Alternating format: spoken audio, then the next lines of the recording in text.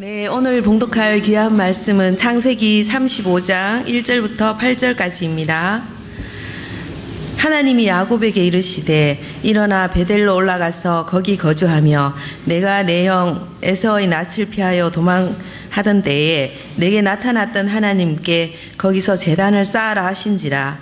야곱이 이에 자기 집안 사람과 자기와 함께한 모든 자에게 이르되 너희 중에 있는 이방 신상들을 버리고 자신을 정결하게 하고 너희들의 의복을 바꾸어 입으라. 우리가 일어나 베델로 올라가자. 내 환난 날에 내게 응답하시며 내가 가는 길에서 나와 함께 하신 하나님께 내가 거기서 제단을 쌓으려 하노라 하매 그들이 자기 손에 있는 모든 이방 신상들과 자기 귀에 있는 귀걸이들을 야곱에게 주는지라. 야곱이 그것들을 세겜 근처 상수리 나무 아래에 묻고 그들이 떠났으나 하나님이 그 사명 고을들로 크게 두려워하게 하셨으므로 야곱의 아들들을 추격하는 자가 없었더라.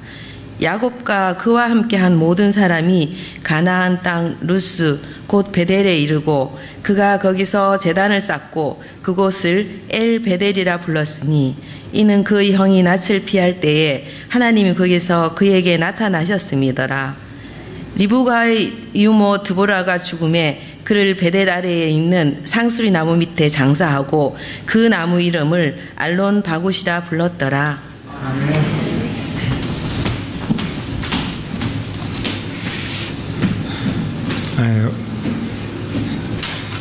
어르신들은 항상 그렇게 말합니다. 세월이 총알 같다. 그죠? 한 해를 시작한 것이 엊그제 같은데 벌써 마지막 예배를 드립니다. 해마다 이렇게 연말이 되면 처음의 생각, 첫 주에 매년 시작하면서 처음의 계획, 그런 것들이 많이 변질되었구나 그런 생각을 하죠. 그래서 송구영신, 옛것을, 잘못된 것을 다 다시 보내고 새로운 길을 가겠다 이란 다짐을 갖습니다. 그래서 새롭게 하자. 근데 오늘 본문 말씀은 야곱의 송구영신입니다. 야곱이 지난 모든 잘못된 것들을 다 버리고 새롭게 하자 이런 마음으로 베델로 올라가는 이야기입니다. 야곱의 신앙의 출발은 베델에서 시작되었어요. 베델에서 하나님을 만났습니다. 하나님께서 야곱의 인생 속으로 쑥 들어온 사건이 베델에서 있었던 사건입니다. 하나님을 만나고 나서 하나님이 나와 함께 하시구나 이런 믿음으로 출발하면서 야곱은 적어도 하나님 앞에서 자기 신앙의 시작, 나는 이런 신앙의 삶을 살겠다, 세 가지 각오를 했어요. 첫 번째가 지금부터 여호와께서 나의 하나님이 되실 것이다 라는 각오를 했어요. 지금까지는 아브라함의 하나님, 할아버지 아브라함의 하나님, 그리고 아버지 이삭의 하나님 이렇게 살았는데 지금부터는 나의 하나님으로 살겠다. 나의 하나님. 나의 하나님으로 살겠다. 그리고 두 번째 약속이 있어요. 두 번째 약속은 자기가 베고자 하던 돌을 이렇게 기둥으로 세워서 하나님의 집이 될 것이다. 그리고 나는 반드시 이곳으로 돌아와서 이 집에서 살겠다. 이렇게 약속을 했어요. 하나님의 집, 베델에서 살아야겠다. 그리고 세 번째, 하나님이 내게 주신 모든 것에서 10분의 1을 반드시 하나님께 드리겠다. 이건 무슨 뜻이냐면 하나님이 주인이다 이런 뜻이에요. 그분이 주인이니까 내가 10분의 1을 주님 앞에 돌려드리면서 살겠다. 하나님은 내 주님이 되고 나는 종이 되고 이러한 관계로 살겠다. 이런 세 가지 다짐을 했습니다. 사실은 이러한 것들이 신앙이죠. 우리들도 이런 다짐을 합니다. 그리고 베델을 떠나서 하란에서 20년을 살았어요. 사실 야곱은 20년을 살려고 떠난 게 아니죠. 잠깐 피하려고 떠났어요. 근데 잠깐 피한 길이 20년이 지나버렸습니다. 그리고 하나님께서 이제 베델로 돌아가라 이렇게 말씀하시자 그는 베델로 돌아오기를 결심하고 돌아오죠. 근데 마음속에 베델보다는 세겜이 좋다는 옛 성품이 자꾸 속삭여서 결국은 베델로 가지 아니하고 세겜에 정착합니다. 자녀 교육하기도 편하고 그리고 사람들도 있고 그리고 뭔가 개발된 곳이어서 풍요와 번영도 있을 것 같고 이곳에서 살자. 그곳에서 살다가 굉장히 큰 어려움을 당했습니다. 딸은 강간당하고 아들은 약탈자가 되고 살인자가 되고, 그리고 자신은 영적인 지도력을 상실해버렸고 아무것도 할 수 없는, 그리고 주변 사람들이 살해 위협, 이 집안 식구를 죽이자라고 하는 살해 위협을 받는 그러한 진퇴양난의 삶 속에 빠졌습니다. 어쩌다가 이 지경이 되었을까 곰곰이 생각해 보는 거죠. 도대체 어디서부터 잘못되었고 무엇이 잘못되었을까? 그리고 변화를 시도하려고 자신을 정비합니다. 새롭게 시작해보자. 새롭게. 야곱의 송구영신이죠. 지지난주에 34장을 설교했어요. 34장에서는 특색이 있었죠. 34장 전체에 하나님이 없는 거예요. 하나님이 없는 야곱. 하나님의 이름조차 부를 수 없었던, 아예 하나님의 흔적이 없는 야곱. 그런데 35장은 하나님을 다시 찾아내는 야곱입니다. 하나님을 다시 찾아내는. 우리들도 한 해 동안 살아오면서 심신이 피곤하고 뭔가 잘못되었다, 처음에 내가 생각했던 거, 처음에 계획들이 무너졌다, 이렇게 여러분들이 생각할 수도 있습니다.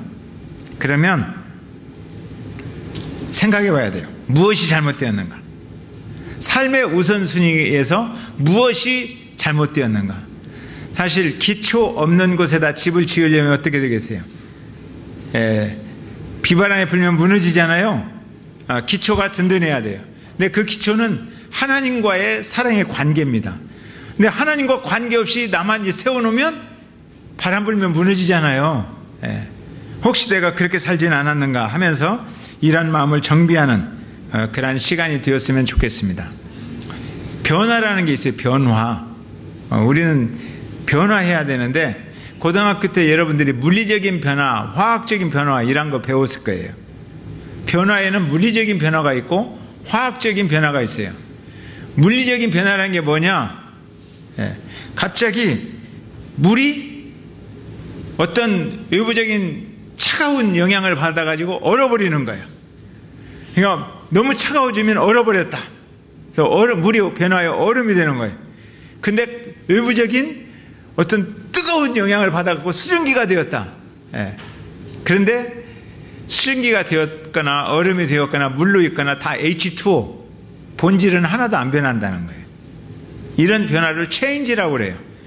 그러니까 야곱이 하란에서 세겜까지 왔는데 본질은 안 변했고 뭐만 변했다는 거예요.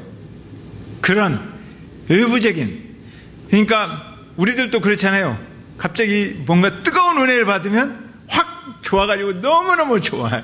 그런데 갑자기 차가운 어떤 것이 공격하면 너무너무 화가 나서 얼어버려요, 몸이요. 그렇게 변하는데 가만히 보면 똑같아. 항상 똑같아. 이건 물리적인 변화입니다. 그래서 언제든지 제자리로 돌아갈 수가 있어요. 변한 것 같지만 제자리로 돌아가 버립니다. 그런데 화학적인 변화라는 게 있어요. 그 분자 구조가 바뀌는 겁니다. DNA가 바뀌는 거예요. 가나 혼인잔치에서 물을 이렇게 떠왔는데 예수님께서 주라 그랬더니 뭐가 됐어요? 물이 변하여 포도주가 됐어요. 근데 포도주가 물로 다시 안 바뀌는 겁니다. 그냥 구조가 바뀌어버린 거예요. 이걸 화학적인 변화다, 트랜스포메이션이라고 그래요. 이런 변화, 근본이 바뀌는, 우리의 성품이 바뀌는. 그래서 저 사람은 바뀌었구나 이렇게 판단하는 변화. 이 변화가 소속이 바뀌는 변화예요. 본질상 진노의 자녀였는데 어느 날 보니까 하나님의 자녀가 되는 변화.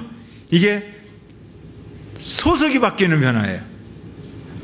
내가 그리스도와 함께 십자가에 못 박혔나니 그런즉 이제는 내가 산 것이 아니요 오직 내 안에 누가 살아요? 그리스도가 살아계신 그 믿음으로 사는 변화. 이런 변화를 우리는 트랜스포메이션이다, 화학적인 변화다. 우리는 이런 변화를 경험한 사람들입니다. 아멘? 아멘. 그래서 소속이 바뀌었어요. 이제 땅이 될 수가 없어요. 소속이 하늘로 가버렸으니까 땅이 다시 내 소속이 될 수가 없어요. 그래서 나는 영원한 하나님의 자녀가 되었습니다. 아멘? 우리가 옆 사람을 격려합시다. 집사님은 바뀔 수 없어요. 하나님의 자녀입니다. 아멘. 안 바뀌어요. 이제 하나님의 자녀예요. 자, 이러한 변화의 과정을 겪고 있는 야곱을 한번 보겠습니다. 1절. 자, 시작. 1절. 시작.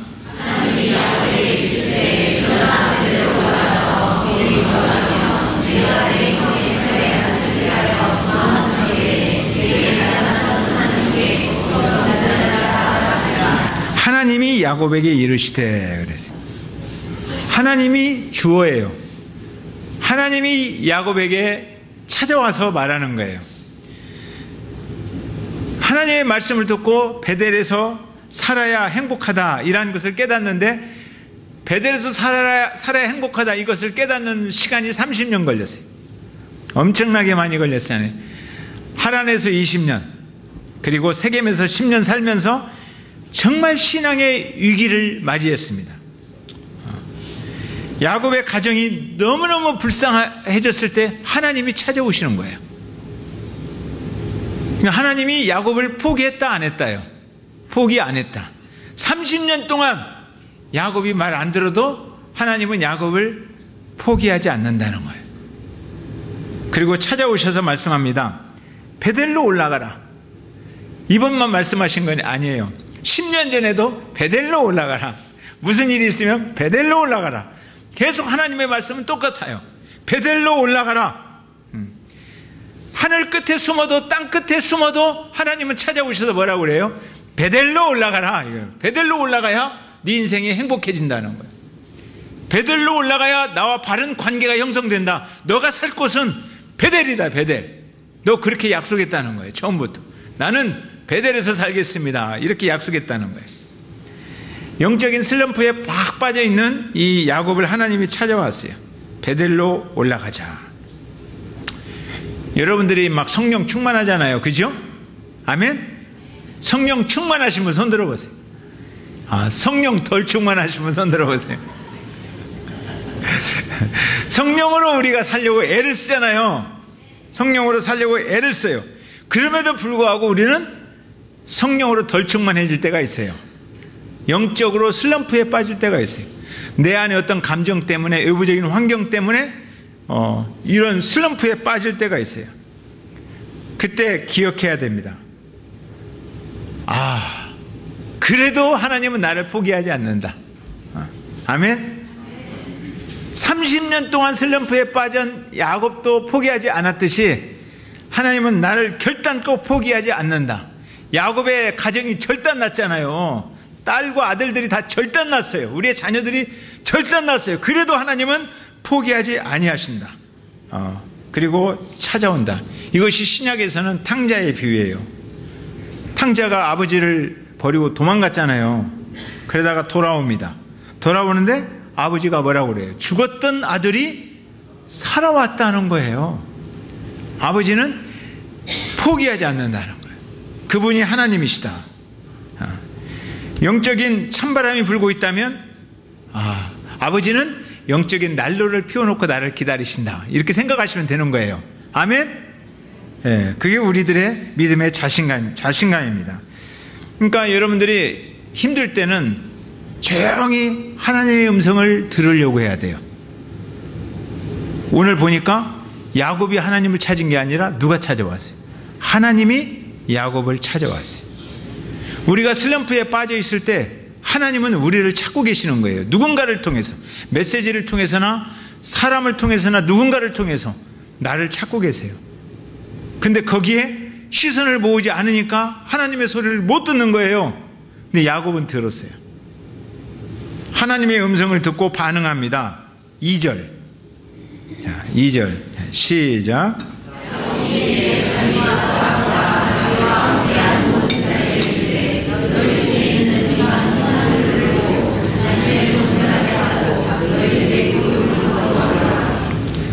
야곱이 하나님의 음성을 들었어요. 그리고 행동하는 거예요.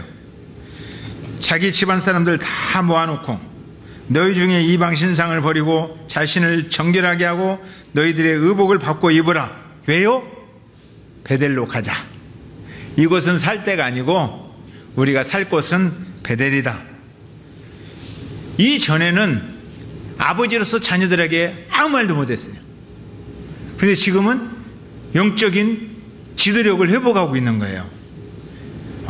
세 가지만 버려야 된다. 이건 우리가 베델로 가려면 이 세 가지 문제, 우리들 속에 있는 이 세 가지 문제 반드시 청산해야 된다. 첫 번째가 너희 중에 있는 이방 신상을 버리라 그랬어요. 이방 신상. 그러니까 하나님을 믿는 야곱의 집안에 이방 신상이 많았던 것 같아요. 우상이 많았어요.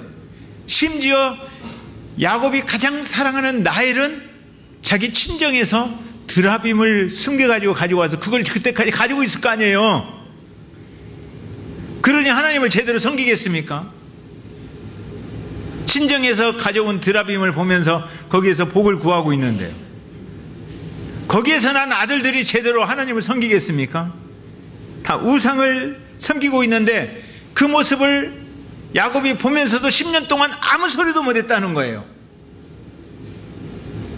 그런데 이제 결단을 하고 나서 너희 중에 있는 이방 신상을 버려라! 라고 딱 이야기하는 거예요. 그래야 하나님께 갈 수가 있어요. 요즘 그 TV에서 드라마에서 전생에 어떤 사람이 막 또 지금 나타나고 이런 드라마들 많잖아요. 그러니까 어떤 남자가 나는 전생에 뭐였을까 하고 고민했대요. 그러다 잠이 들었어요. 꿈속에서 많은 사람들이 자기 앞에 와서 큰절을 하는 거예요. 그러니까 나는 분명히 왕이었나 보다. 아니면 왕자였나 보다. 아니면 높은 재상증도 되었을 것이다. 이렇게 생각을 했어요. 근데 그 꿈을 꾸고 있는데 노인이 나타나는 거예요. 흰 옷 입은 노인이 나타나서 너의 전생이 뭔지 알았느냐? 그러니까 아마 내가 왕이었던 것 같습니다. 사람들이 제게 큰절을 합니다. 그랬더니 노인이 아무 말도 안 하고 가만히 쳐다봐요. 아니었나 보다. 그러면 왕자였나 봅니다. 그래도 노인이 대답을 안 해요. 높은 재상이었나 봅니다. 그래도 대답을 안 해요. 정녕 모르겠느냐? 모르겠어요. 그러니까 노인이 한참 있다. 너는 전생에 돼지 대가리였느니라. 근데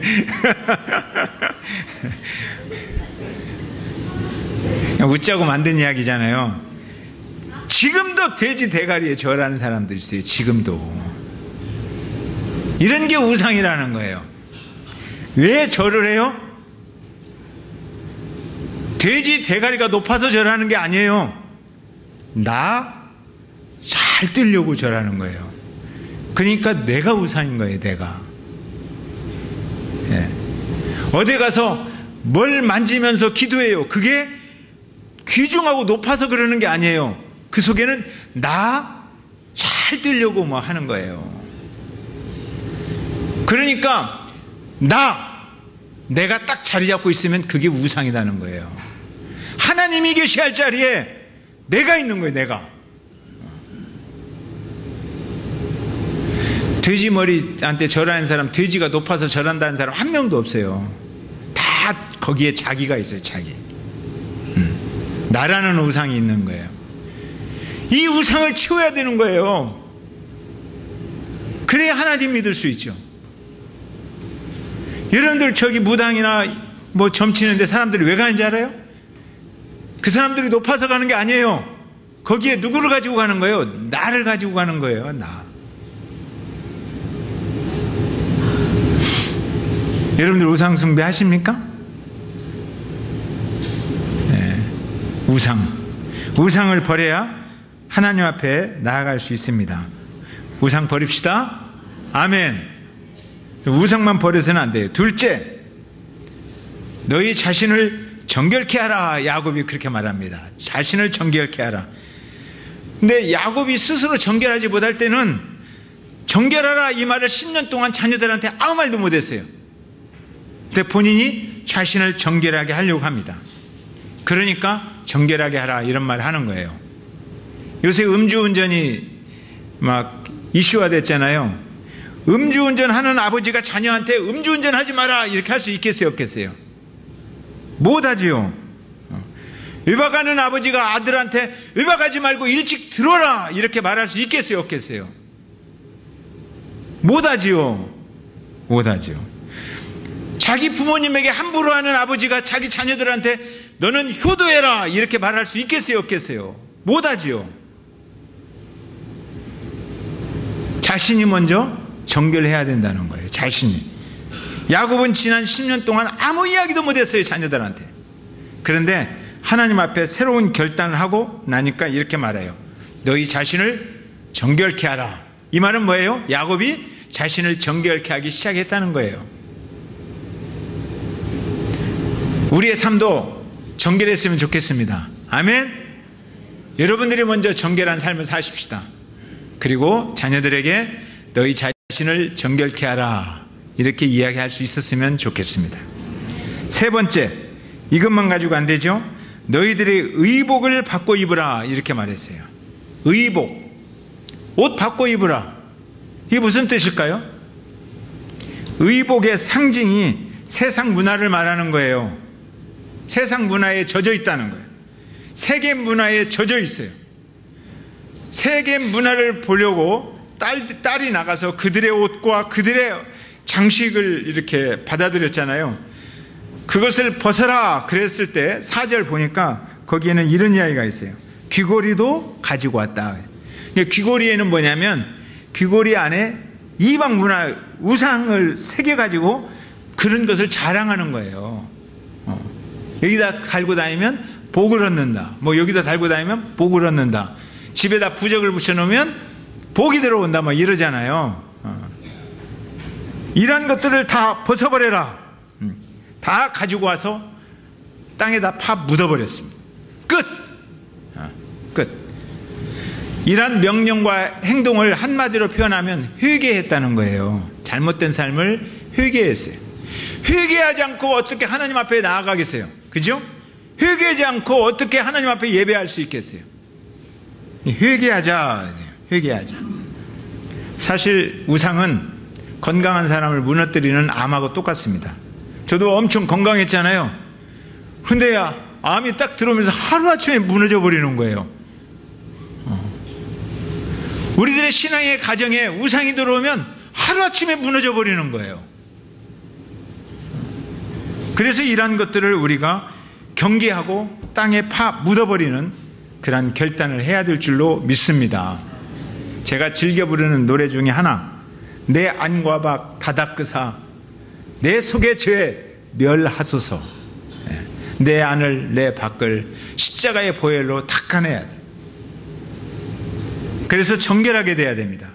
예수님의 십자가의 보혈은 모든 우리들의 죄를 용서하시는 그런 능력이 있습니다. 그래서 이렇게 말하죠. 너희 죄가 진홍 같을지라도, 너희 죄가 주홍같이 붉을지라도 회개하면 우리 하나님께서 이전 것을 기억도 아니하신다. 아멘. 저는 이 기억도 아니하신다는 말이 너무너무 좋아요. 사람들은 기억을 해요. 이상하게. 내가 잘못했다고 해도 10년 전에 당신 그랬잖아. 이걸 기억해서 괴롭혀요. 그런데 주님은, 하나님은 기억 안 하신다는 거. 무슨 일이 있었어? 모르겠는데. 그래요. 어느 분이 그런 이야기 하더라고요. 강도와 예수님을 십자가에 못 박은 군인이 있잖아요. 예수님한테 못을 박았어요. 근데 그 사람이 나중에 회개했어요. 가지고 하나님 앞에 갔어요. 근데 죄책감이 있어요. 예수님이 진짜 계신 거예요. 자기가 예수님 앞에 못을 박았는데 예수님이 거기 계신 거예요. 그래서 덜덜 떨고 있으니까 예수님께서 귀에다 뭐라고 해줬어요. 너 뭐 이렇게 말해라 하나님 앞에. 그래서 이제 들었어요. 그리고 하나님 앞에 갔는데 하나님이 재판장이에요. 근데 율법이 이 사람은 예수님에게 못을 박은 사람입니다. 그러니까 성령께서 변호하시면서 아니에요. 이분은 그런 것에 대해서 예수님에게 사임을 받았습니다 하고 막 이제 검사하고 변호사가 막 다투는 거예요. 그러니까 하나님께서 다 그만둬라 그러고 직접 물어보는 거예요. 너 뭐 했냐? 예수님이 가르쳐준 대로 이제 이야기하는 거예요. 못 박았어요. 예수님 앞에 예수님을 예수님에게 못 박았느냐? 그러니까 못 박았어요. 그랬어요. 그랬더니 하나님께서 박지 않았다고 그렇게 말씀하시면서 용서해 주더래요. 못 박았어요. 박으려고 했는데 못 박았다는 거예요. 예수님은 기억도 아니하신다는 것을 어떤 분이 웃으면서 그런 이야기 하더라고요. 예수님은 기억 안 하십니다? 아멘. 우리들이 십자가의 보혈로 살아갔으면 좋겠습니다. 자, 이제 3절 읽어보세요. 3절. 자, 시작. 3절 시작.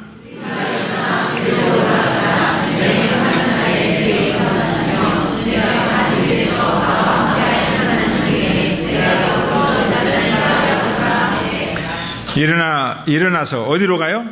베델로 올라가자는 거예요. 베델로. 왜? 베델은 두 가지 기억이 있어요. 야곱에게 있는 두 가지 기억. 내 환난 날에 내게 응답하셨던 기억. 그것이 베델이에요. 내 환난 날에 반드시 그분은 응답하신다는 거예요. 또 하나는 내가 가는 길에 나와 함께 하신 하나님, 내가 가는 길에 늘 함께 하신 하나님이 거기 계신다는 거예요. 그러니까 그곳으로 가자. 우리가 어렵고 힘들 때 하나님께서 응답하십니다. 아멘. 저도 그 기억으로 살아요. 힘들고 어려운 상황을 극복할 수 있었던 힘, 하나님이 내게 응답하시는 거예요. 하나님, 내가 지금 힘듭니다. 하나님, 내가 심히 어렵습니다. 하나님, 내가 약합니다. 그런데 하나님 응답하시는 거예요. 그래, 알았다 하고 함께 하시는 거예요. 그 능력으로 우리가 모든 것을 이겨낼 수 있습니다. 저는 오늘 설교할 수 있는 것도 그거예요. 하나님이 내 환난 날에 응답하신 거예요. 내 환난 날에 응답하신 하나님, 그래서 오늘 내가 여기 존재할 수 있습니다. 그리고 또 하나, 내가 가는 길에 나와 함께 하셨다는 거예요. 하나님 곳곳에서 하나님이 함께 하셨어요. 그런 하나님을 신약에서는 임마누엘이라고 그래요. 임마누엘. 하나님이 함께 하셨다. 한순간만 함께 하셨다. 그게 아니라 영원토록 함께 하셨다는 거예요. 영원토록 함께 하시는 임마누엘. 그 하나님이 변할 수 없는 나의 아버지다. 그분과 함께 살려면 베델로 올라가자 이거예요. 베델로 올라가자. 오늘 우리가 읽지 않았지만 그 뒤에 보면 이제 하나님이 드디어 말씀하십니다. 다시는 너를 야곱이라 부르지 않고 이제 이스라엘로 부르겠다 이렇게 말해요. 지금까지는 야곱이었어요. 근데 이제부터 이스라엘로 부른다는 거예요. 자, 그러면 베델로 올라가면 야곱의 인생에 힘든 일이 다 없어질까요? 베델에서 살면 하늘에서 소나기가 쏟아지면 베델 아닌 사람들만 비 맞고 베델에 있는 사람 비 안 맞을까요? 아니죠. 베델에 올라간다고 해서 슬프고 힘든 일들이 없어졌다 이런 뜻은 아니에요. 베델 가서도 여러 가지 인생에서 겪어야 할 일들을 다 겪습니다. 아버지 이삭도 죽지요. 사랑하는 아내 나엘이 아기나타가 죽기도 합니다. 이런 어려움들을 다 겪어요. 여러 가지 누구에게나 찾아올 수 있는 아픔을 겪지만 그러나 예전에는 절망했어요. 그런데 하나님과 함께 할 때 그것을 넘어설 수 있는 거예요. 받아들이고 넘어서며 이겨낼 수 있는 것입니다. 올 한 해 여러분들이 어떻게 살아오셨는지 모르겠어요. 어느 분들은 힘차게 잘 살아오신 분도 계실지 모르겠지만 대부분은 1월에 생각했던 첫 생각과 많이 어긋나 있는 여러분들의 모습을 발견할 수가 있습니다. 어긋났구나, 잘못 살았구나. 예배도 이렇게 안 드리려고 했는데 더 멋있게 드리려고 해요. 하나님 앞에 더 멋있게 살려고 했는데 많이 어긋났구나. 이런 생각을 하시는 분이 계실지도 모르겠습니다. 그런데 오늘 야곱의 인생을 보면 야곱이 그렇게 30년 동안 형편없어서도 하나님의 시선은 멈추지 않았습니다. 하나님은 야곱을 주목하고 있었고 야곱을 찾아오셨습니다. 포기하지 않았습니다. 언제든지 하나님의 음성에 귀 기울이면서 하나님 새롭게 시작하겠습니다 라고 고백하면 하나님이 인도하십니다. 아멘. 그래서 우리가 포기하지 않고 지켜주시는 하나님, 나의 목자 하나님을 바라보면서, 나의 방패이신 나의 아버지인 하나님을 바라보면서 우리가 하나님 앞에 나아갈 때 반드시 먼저 어떻게 해요? 회개하고 우상을 버리고 정결하게 하고 세상의 문화를 땅에 파묻어 버리고 그리고 하나님 앞에 나아가는 여러분들 되었으면 좋겠습니다. 아멘. 예, 찬송하십시다. 274장.